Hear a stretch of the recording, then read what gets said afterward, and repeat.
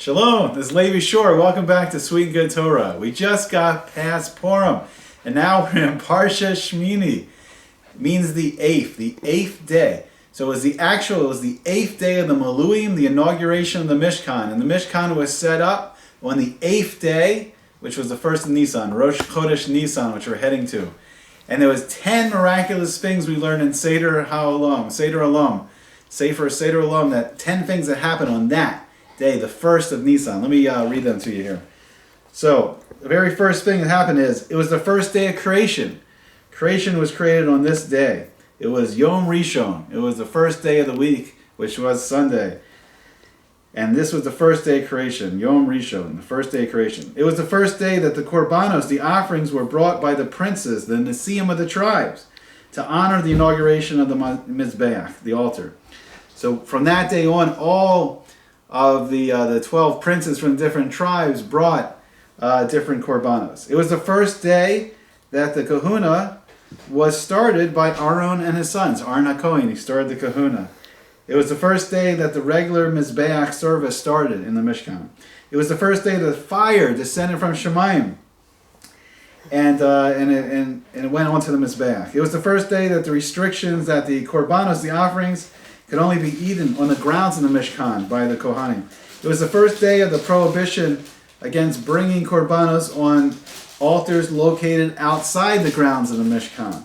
It was the first day of the first month of the year. So it was Rosh Chodesh Nisan, Nisan being the first month that we start, the first month of the year. It was the first day that the Shekhinah itself, the Shekhinah of Hashem, rested among the Jewish people, rested among Klal Yisrael in the Mishkan. And it was the first day that the Kohanim delivered the blessing, the special blessings, the Birkas Kohanim. So 10 miraculous things happen on Rosh Chodesh Nisan. And this was the very first time that the Mishkan was ever set up. And this was one of the most incredible, important events in the history of the world, but you probably never learned much about it in public school. Because we see many big events where Hashem communicated with the Jewish people. First, we started this relationship in Mitzrayim. Well, it began with the Avos. It began with Abraham, Yitzhak, and Yaakov. But as a nation, it began in Mitzrayim. It began in Egypt. And Hashem revealed His power, that He was the Baal Kochos, that according to Rabbi Chaim Volozhin in his book, Nefesh HaChaim, he calls Hashem the Baal Kochos, that Hashem is the master of all forces, that the force, as you know, we've heard from Star Wars, but we're talking about the real force here. We're talking about the real force of all creation and of all life, and that's the sustaining of everything all day, that Hashem is the Baal Kochos. And He revealed His power over all creation by these 10 makos, these 10 plagues that we saw in Egypt. And then we saw again, we talked about this earlier, that Hashem is the Ish Milchama. At the Kriyas Yamsuf, at the splitting of the Red Sea, we saw Hashem's power over all creation. That He split the Red Sea. And He brought the Jewish people across. And it brought us across in a miraculous way. And not only did He bring us across, and He gave us all this gold and silver and precious gems, but we also saw at the same time He was sustaining all the world, He was punishing the Rishayim of the world.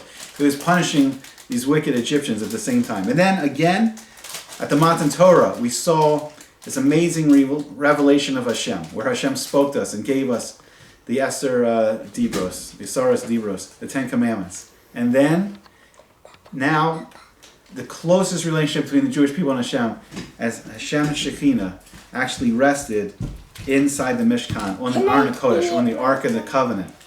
And this relationship between Hashem living with the Jewish people. Now I want to read something fascinating from the end of the Parsha. This pasuk says, Ki ani Hashem Elokechem. I am Hashem, your God. V'his kadish tem. And you are to make yourselves holy. V'yisem kedoshim. And you will be holy. You will be a holy people. Ki kadosh ani. Because I am holy. V'lo sitamu es nafsho sechem b'kol hasheretz haromes al haaretz. And you will not make your souls impure through any creeping thing that creeps on the earth. Now this also relates to the other laws of kashrus, that there's certain animals that we can and cannot eat. Now we learned from the Baal Tanya, we learned in Sefer Tanya, one of the first of the Lubavitch Rebbe's. He may have been the first, I'm sorry. I don't know exactly the total history of Lavosh. I think he may have been the first. But the Baal Tanya wrote a sefer called, which we call the Tanya. It was called, I believe, Likutei Amarim. Okay, I'm not going to get into it so much right now. But he said something fascinating. He said that a non-kosher animal doesn't have any tov, has no tov inside it. But a kosher animal has this, I believe he called it a klipa noga. He said it was a mixture of tov and ra. It was a mixture of good and evil. And that when we shecht this kosher animal, that we can remove whatever is the ra inside that animal by the shechting process. And when we eat it, we can eat the tov. We can eat the good. And Hashem's saying that we can become actually kodesh. We can become holy. We can get Kedushah inside ourselves by eating the animals that Hashem has told us to eat. And when we eat these kosher animals, we can actually bring the Kedushah into ourselves, and we can actually become holy. And and the thing is, there's so much misinformation, unfortunately, on not eating kosher, and people have said, oh well, they just didn't know about bacteria and health and things back then in the ancient world. They just didn't know. But that's not the real reason. There's a real reason why we have these mitzvahs to eat kosher. Now, one is it's a mitzvah. I mean, Hashem, this infinite being, has commanded us with this mitzvah, and these mitzvahs themselves make us holy. Following these mitzvahs lead us to Kedushah. Now, the second reason is if we eat non-kosher animals, it begins to block us spiritually. We become blocked to receiving this Kedushah and this Taharah. We this holiness, there is a spiritual energy of tov, of good, that we can receive from Hashem. By eating kosher, we are opening up those pathways to receive this energy, this spiritual Kedushah. And we want to remain in a state of Kedushah and Taharah. We want to reach this state of this holiness and this purity. And spiritual purity. I mean, that's also a word that's been, unfortunately, bent somewhat in history. But now there's another pasuk that's very fascinating.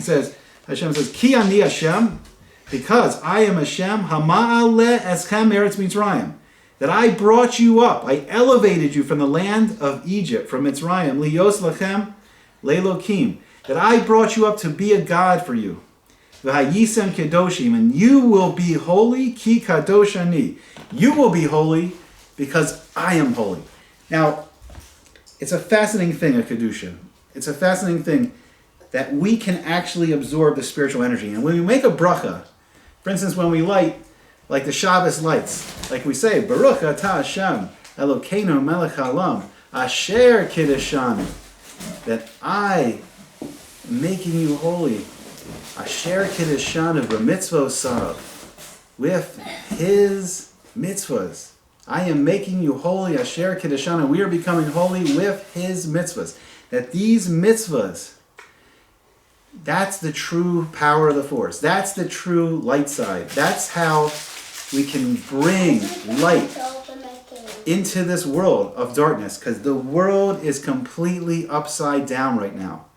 What is evil, people are saying is good. And what is good, people are saying is evil.